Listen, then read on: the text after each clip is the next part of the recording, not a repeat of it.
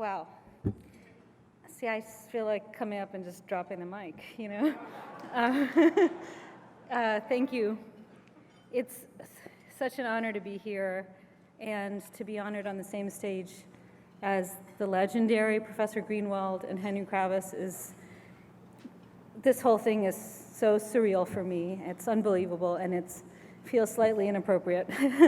So I want to thank you all. What can I say? Thank you, Cliff. Your guidance as a professor that has continued over the last 13 years and evolved into such an incredible friendship means the world to me. I really thank you from the bottom of my heart. And I'd like to thank Dean Hubbard. It is your leadership and tireless work that is the driving force behind this school, which is why I feel like it's not only the premier business school in the world after 100 esteemed years, but also why it will be in the next 100. And yeah, he deserves.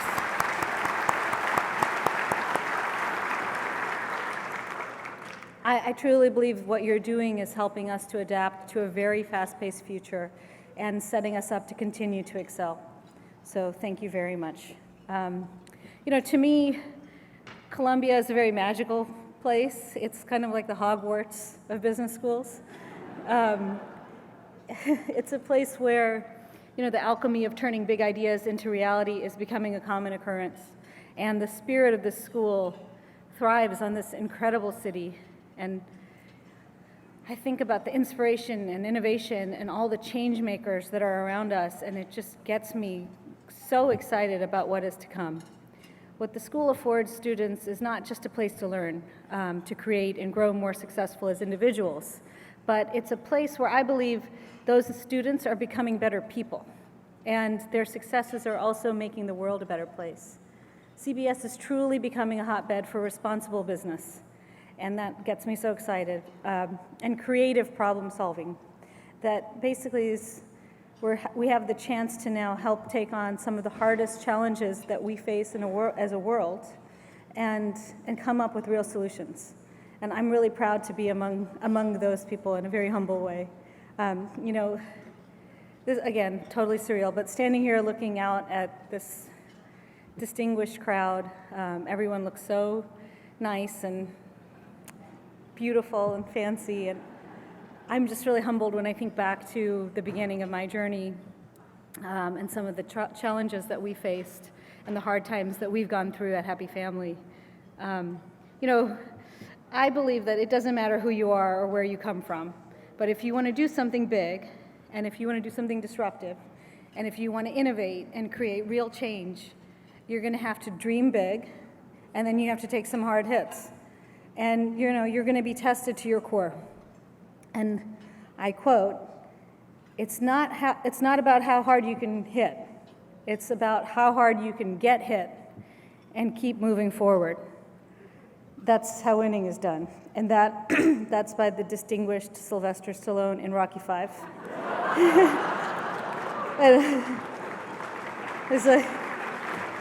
Which every Rocky has something to offer. So I think that was probably the highlight of Rocky V. Yeah. But besides having to take the hard knocks, when you're sometimes at your weakest and beaten down, you're going to have to deal with people tempting you to compromise, to water down, and to listen to reason. And let me tell you, being unreasonable, being optimistic, when you have no reason to be, is sometimes the only way forward. And it was for me. And this is what it looked like. So just imagine for a second. Imagine standing in the station at High Street in Brooklyn with maxed out credit cards. Literally like my whole wallet, the same wallet I carry today, but every single credit card was so maxed out that I could not get one swipe. Think about that. Just one swipe to get home after a really long day. Think about, my mom is here today. We used to put our payroll on her high interest rate credit cards. I'm talking like sometimes 20%, like 19, can you imagine using, and it wouldn't just be for one pay period, it would be like for a few in a row. I remember celebrating with my husband in our tiny little Jersey City apartment the fact that he had won a pool tournament down the street and won enough money for us to buy groceries and cover the rent. I remember sleeping on my yoga mat in my office the last time I was pregnant. So just to give you perspective, that was 6 years ago. And the list goes on. But the key ingredients that have helped us have that tenacity to endure those times was the purity of purpose of Happy Family. Being mission-driven and knowing that there had to be a better way, coupled with the strength and creativity of our team. And I could not have ever gotten here without such a world-class team, and I just would like to take a minute. I've learned that working together with like-minded individuals that share your vision is the only way to succeed. And I just want to send a special thank you to the happy people who are here tonight, many of whom are CBS alumni, which I'm very proud of.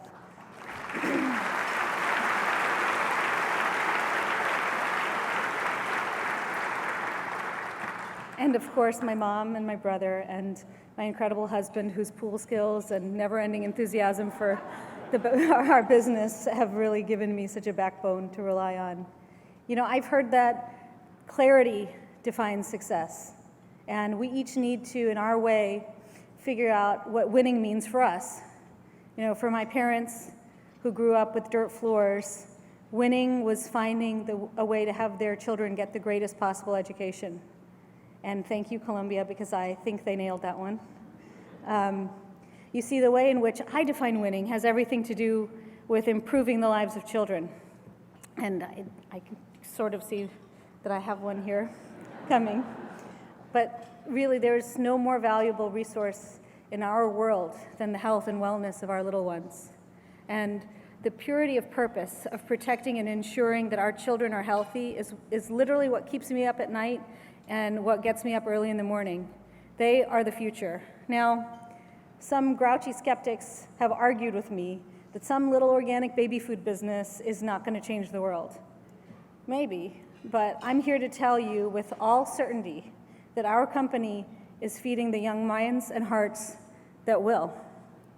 And I've been thinking about how to show my appreciation for this award, and I realize the best way that I can do that to express my honor, the honor that I feel, is to assure you all that I am just only getting started. And our nation and our world face serious challenges with sustainability and the quality of our food. So tonight, as a way of saying thank you, I promise to continue to be unreasonable, disruptive, and optimistic, because our children are worth it. Thank you.